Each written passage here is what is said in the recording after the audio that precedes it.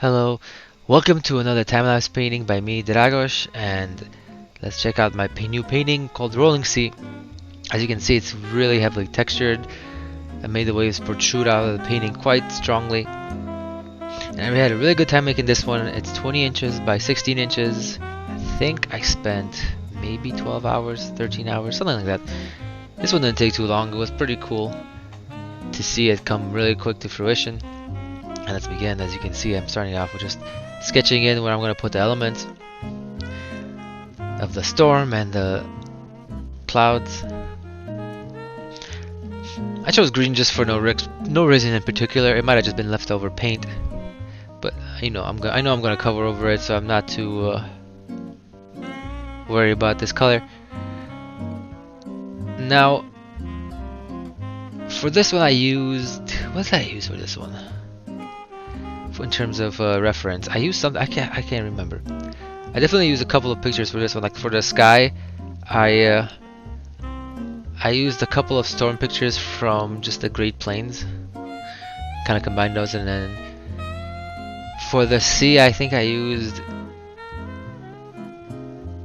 a painting by some Russian painter, and then combined that with a couple other pictures like the giant waves I definitely took from the Russian painter, and then I added a little boat in the background.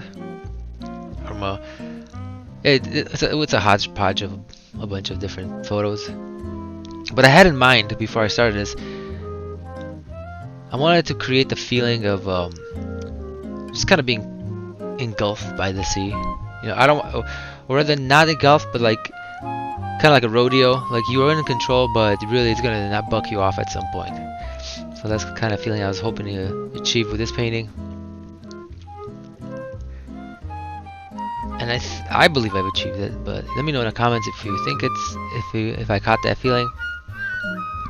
Also, let me know in comments if you have any critiques, ideas, suggestions, or any ideas as to what painting to make next. Although I do have a ridiculous amount of paintings ideas, but it's always nice to maybe hear one that might trump all the other ones.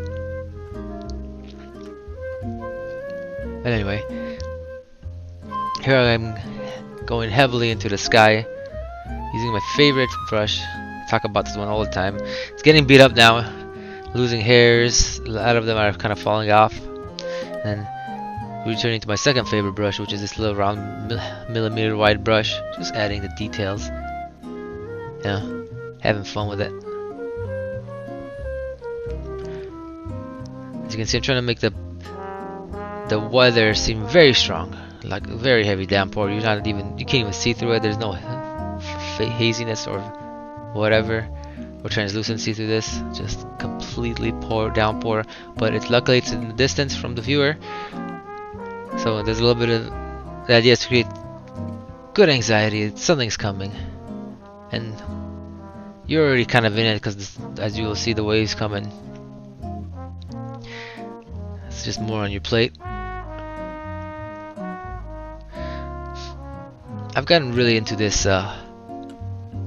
cloud making thing. It's definitely my favorite thing to do when I paint, forming the clouds.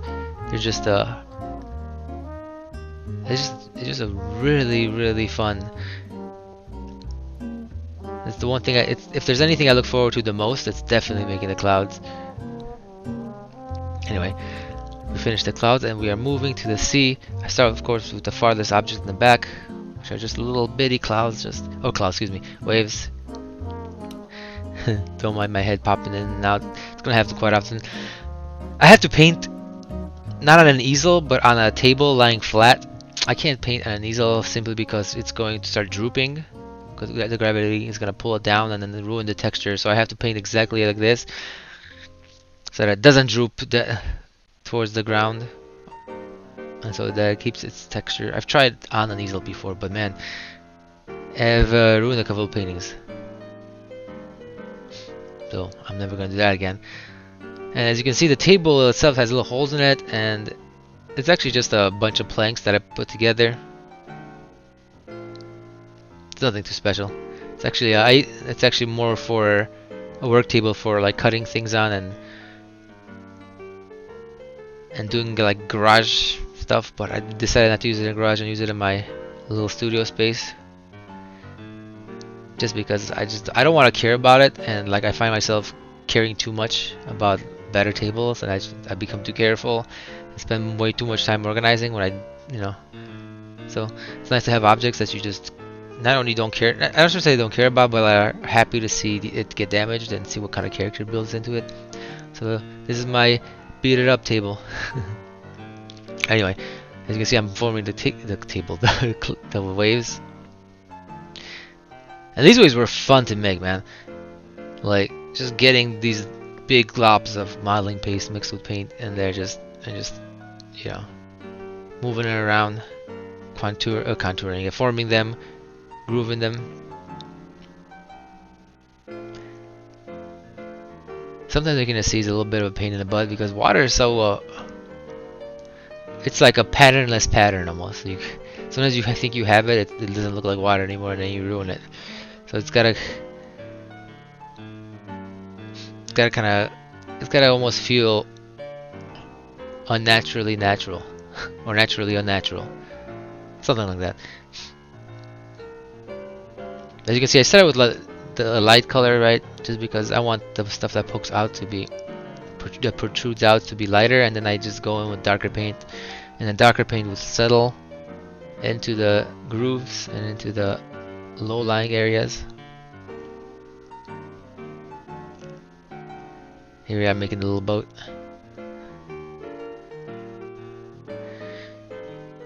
Ironically, the boat might be the most difficult thing to make, especially when it's actually easier to make them. Excuse me. It's easier to make the boat when it's bigger than when it's smaller, because when it's bigger, you can kind of get away with little mistakes, but when it's smaller, any mistake literally covers the whole boat almost. So I have to be more diligent. Like for this paint, I actually mixed in a little bit of chalk dust just to really harden that mixture of paint I have right there of globs, because the chalk dust helps it keep more of the texture, so it doesn't droop at all. Also, it's a pain in the butt to mix, because if you don't mix it well, it's gonna leave you chunks. So I spent like 20 minutes, nah, maybe 10-15 minutes just mixing this little arrangement with chalk dust. You can actually make your own modeling paste with chalk dust and some emulsion fluid. Oh man, I think that's what it's called. It doesn't matter anyway. It's not worth it. It's better just to buy it because it just saves time, even though it's kind of expensive. But anyway, the boat's done. Well, the first layer is done, and then I move to the crests of the waves. This part can be a little bit tedious. A little bit. For this one, I actually just really had fun making this painting, like, because it came out so quickly, so well, and like everything went right. I didn't have to fix anything. I didn't have to take anything out or add anything. It was just 1, 2, 3, 4, done. And I knew what I wanted from this, so there it is. Yeah, pardon my head again. As you can see, I cut my own hair. If you noticed, I had longer hair before, and then I just took a trimmer and just buzzed it.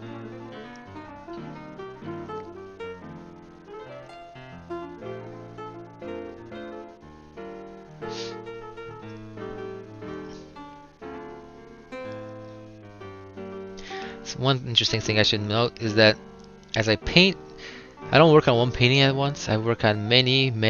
I usually have about 10 going, just because of dry time. Like, by the time one painting dries, I can work on 4 or 5 of them, maybe even 6, and sometimes even more, depending on the thickness of the texture or how much water or how many things are needing to dry on it. But this one,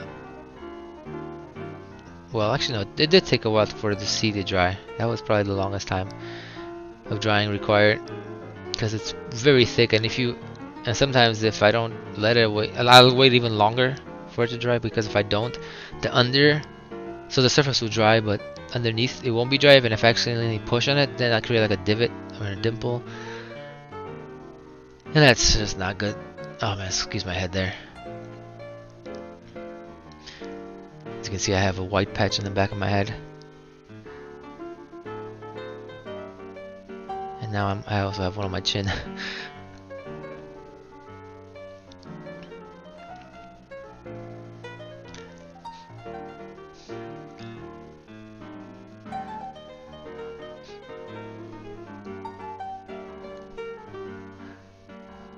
Again, this wave is supposed to kind of give you a feeling like it's coming for you. It's like a hand grabbing you, coming at you, gonna grab you, gonna take you down. Even though really, if you put yourself in the painting, you're supposed to be on the boat. But on first sight, before you get really in looking at it, you're always going to take your perspective first, so it feels like it's coming to you for you.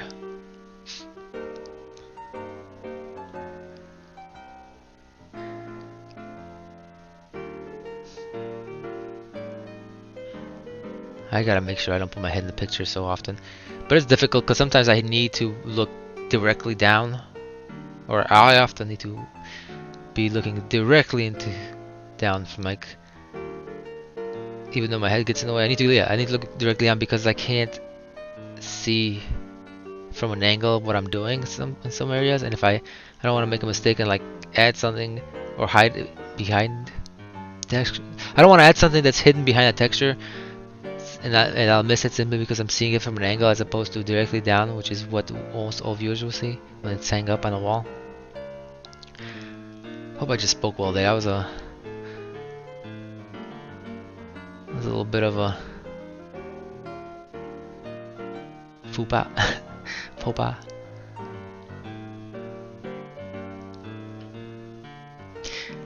This does take the longest, the crests of waves, just because there's so many little details, and then as soon as I feel like I'm done with one part, I want to come back and add a little bit more.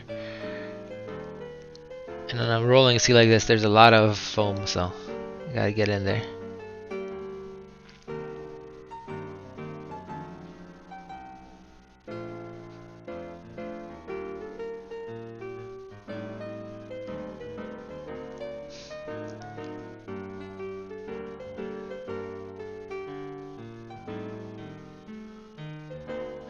One thing I gotta get better at is not getting too much paint on the brush. I don't know if you can see, but there's a ton of paint on the bristles, and usually it's better when I work with globs like this just to have as little of the brushes covered with globs as possible, just maybe the tip, because it's just more control. So now that everything is dry, I decided to add a translucent layer of Larsen blue on the top, and I'm gonna add another over the sea. And then once I finish that, I'll probably go to a different painting, come back to this one, and now the sky, I added a little bit of white to the Dallo. I'm not sure if I ever said it right. I'm not sure if anybody really says this right, because it's spelled so awkwardly. It's spelled, let me see, where's it at? It's spelled Phthalo and then Sanin. Larsen blue. It's actually one of the best blues to use because it mixes so powerfully with anything. So if you just need a little bit and you will take over whatever you're mixing into. So I'm pretty sure it's what you want to do. It's because of that, it's such a great blue to use. So I decided to change the sky from night to day, just to create contrast, really. If it's just all darkness, it might also be too scary, or too dark of a, to create the mood of a vibe of a little too much. I want to keep it light, a little more inviting, like there's more hope. So I decided to go into white clouds and lighten up the sky. And here I'm just covering the clouds with white. Actually, just white with a dab of blue. And then I decided to get in some purple.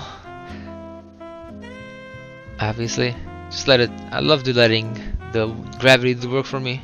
It's a pretty cool technique. A lot of watercolor artists use this technique where they use translucent layers and then let the water do the work for them as opposed to having to do the paint. And then back to adding more white on top. This one's more of a thicker, not exactly opaque, but definitely more translucent than opaque. I wasn't too happy with the purple.